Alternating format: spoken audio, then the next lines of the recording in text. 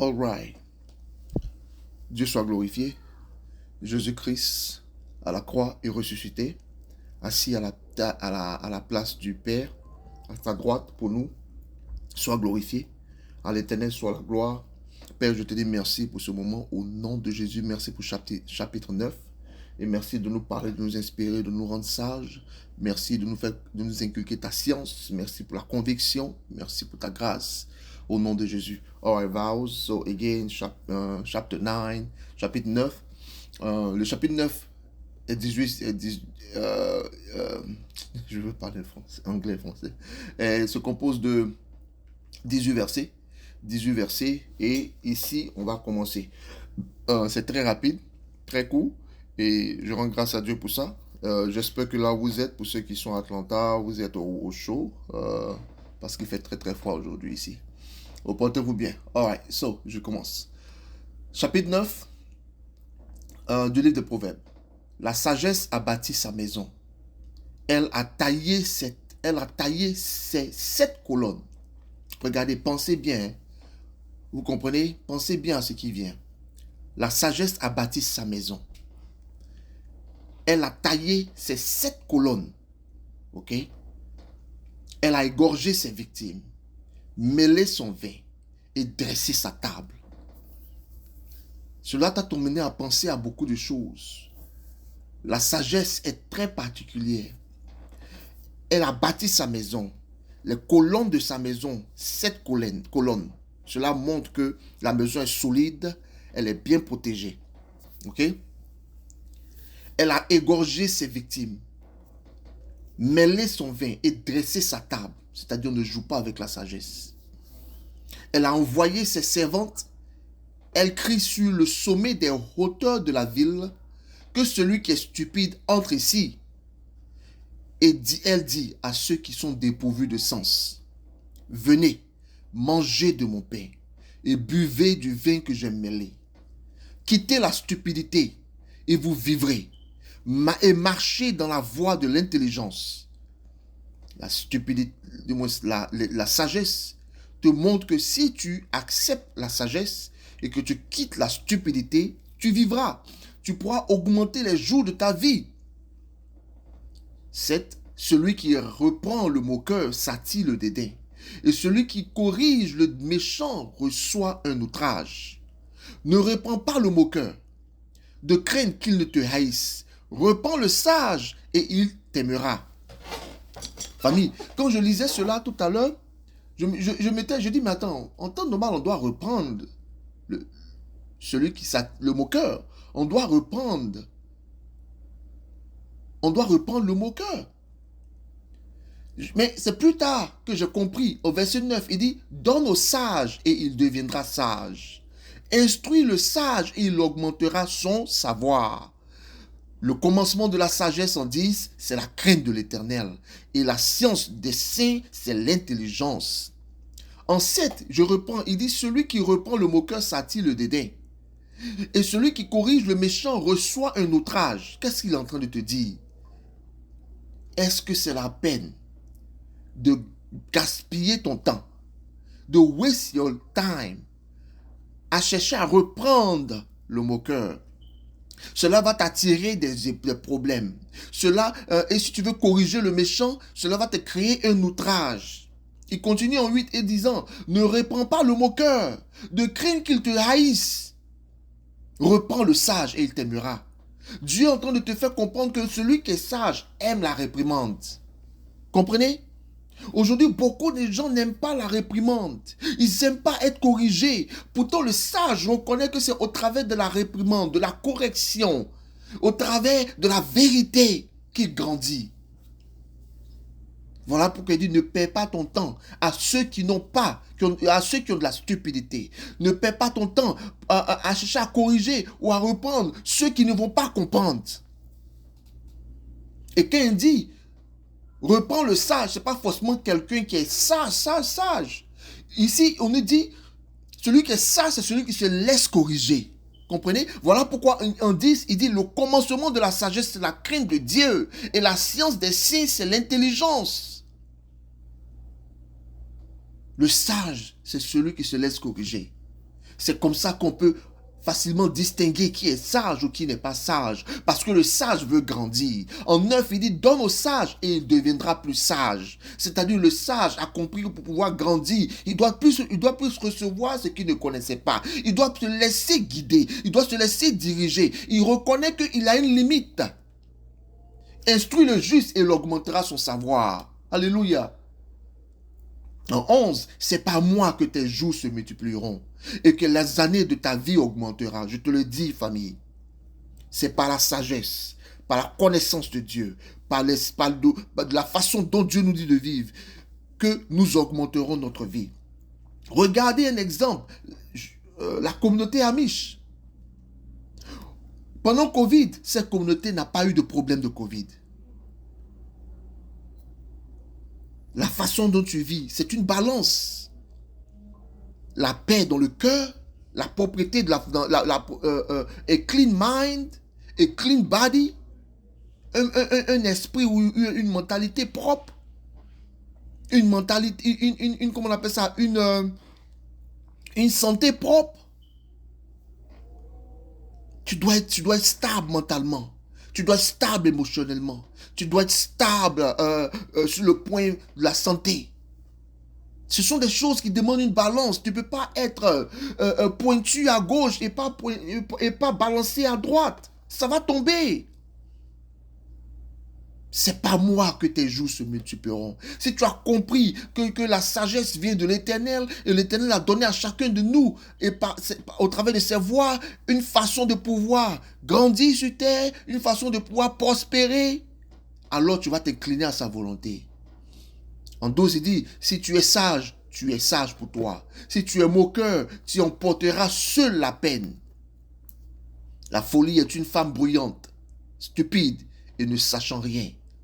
Ne sois pas cette femme, vows. Ne sois pas cet homme, vows.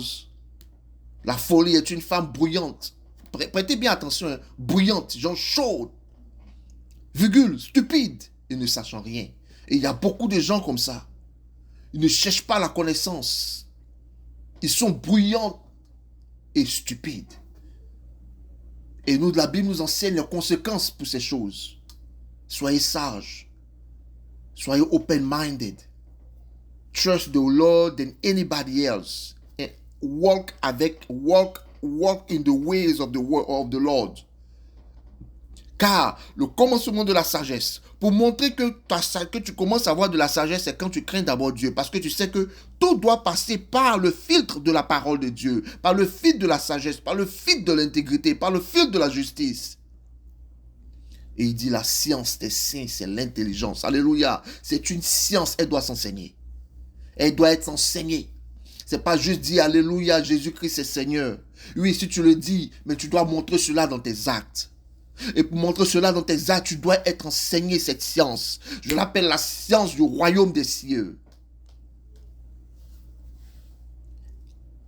En 14, elle s'assied à l'entrée de sa maison, sur un siège, dans les hauteurs de la ville, pour crier aux passants qui vont droit leur chemin, que celui qui est stupide entre ici.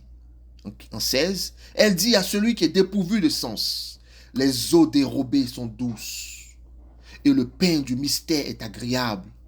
Il ne sait pas que là sont les morts, et que ses invités sont dans les vallées du séjour des morts. Vous voyez? C'est la femme bruyante qui dit ça.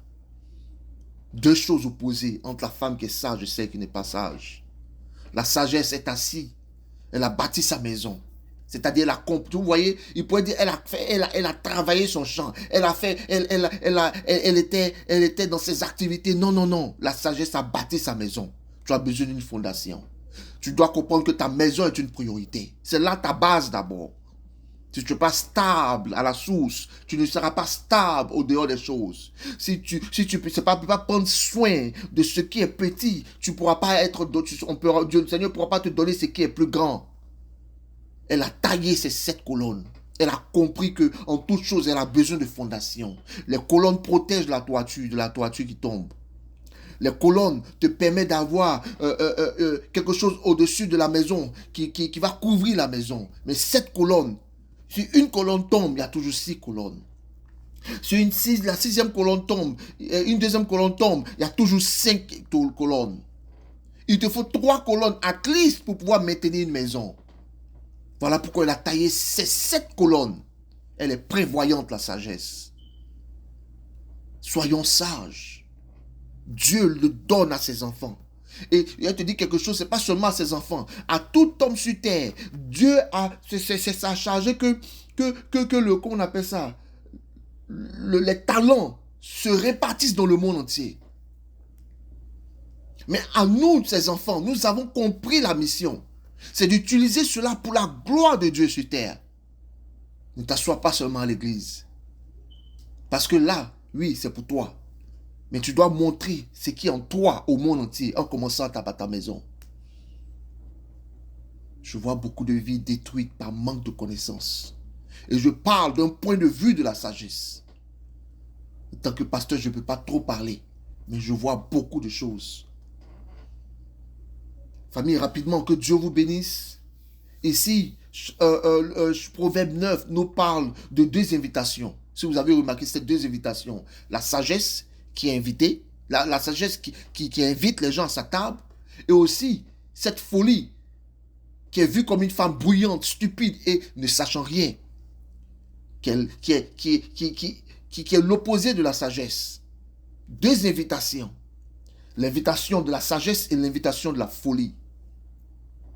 Voilà pourquoi il dit, elle s'assied à l'entrée de sa maison, sur un siège, dans la hauteur de la ville. Tu vois, elle est aussi dans la hauteur de la ville. Pour crier aux passants que celui qui est stupide entre ici. Elle dit à celui qui est dépourvu de sens, les eaux dérobées sont douces. Tu vois ça? Comment des eaux dérobées peuvent être douces? Le pain du mystère est agréable. Tu comprends? Et elle ne sait pas que là sont les morts. Et que ces invités sont dans les séjours du mort. Et dans les vallées du séjour des morts. Famille, versets 1 à 6 nous parle de la sagesse qui bâtit sa maison et invite à la vie. Versets 7 à 9 nous parle du sage, que le sage accepte la correction, le moqueur la rejette. Et j'ai vu beaucoup de gens qui haïssent, qui rejettent la réprimande. J'ai vu et j'ai witness de cela. Je prie que tu ne sois pas comme ça. Sois humble. Accepte les réprimandes de l'autorité que Dieu a mise sur ta vie. 10 à 20 nous parle de la crainte de Dieu et le commencement de la sagesse. Chacun récolte pour soi. C'est ce que je dis souvent. Ce que tu sèmes, tu vas s'aimer. C'est une loi naturelle. Prière ne peut pas changer ça. Parce que tu as des choses qui doivent se passer pour apprendre. 13 à 15, la femme folle est bruyante, elle est séductrice et attire les simples. Comprenez? Verset 16 à 18, qui nous tire à la fin. Son invitation mène aux profondeurs du séjour des morts. L'invitation de la femme folle, de la folie. Famille, 2 voies appellent. L'une vers la vie, l'autre vers la mort. Le choix est quotidien. Tu dois faire ce choix-là.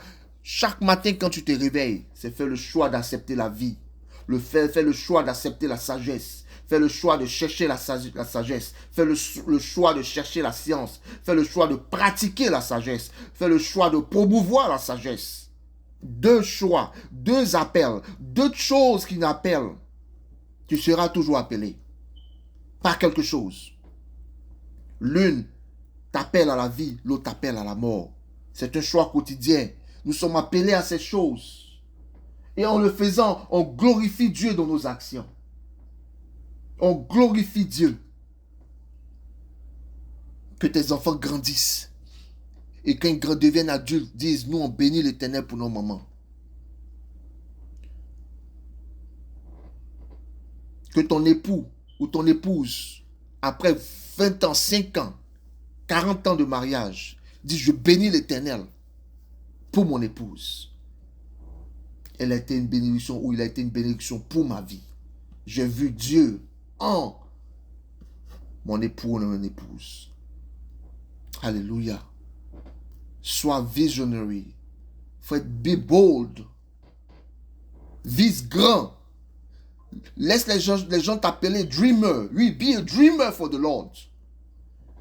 Un dreamer ou rêveur, mais qui est focus sur la foi. Un dreamer basé sur la foi. Oui, je rêve que je me vois au paradis. Oui, je rêve que je suis un homme saint. Oui, je rêve que je suis un homme qui marche dans la foi.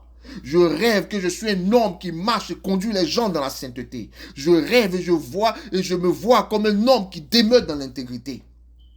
Que les gens pensent que non, les choses ont changé dans ce monde. Mais moi, je regarde à l'Éternel, car l'Éternel est mon salut.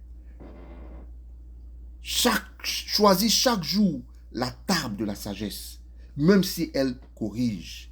Et c'est ce qu'ici il veut nous enseigner. Nous sommes appelés chaque jour par la sagesse et par la folie à venir à leur table. Mais choisis celle de la sagesse. Même si elle corrige, même si elle te fait mal. Apprends à avoir une vie balancée. Rejette la folie qui flatte mais détruit. Marche dans la crainte de Dieu pour grandir en discernement.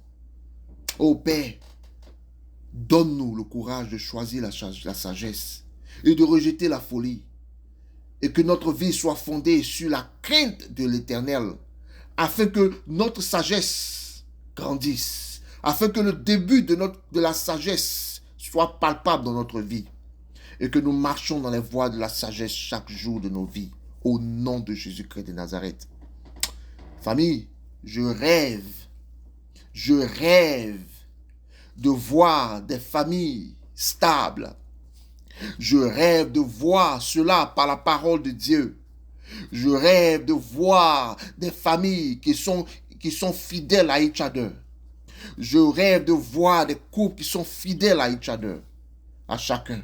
Je rêve de voir la simplicité de la parole de Dieu pratiquée dans le cœur de ceux qui aiment Dieu. Que Dieu vous bénisse. Je vois ces choses-là, famille. Et je crois que Dieu le fait. Je crois qu'il appelle ses enfants qui touchent le cœur des gens. Que Dieu vous bénisse. Soyez des rêveurs par la foi.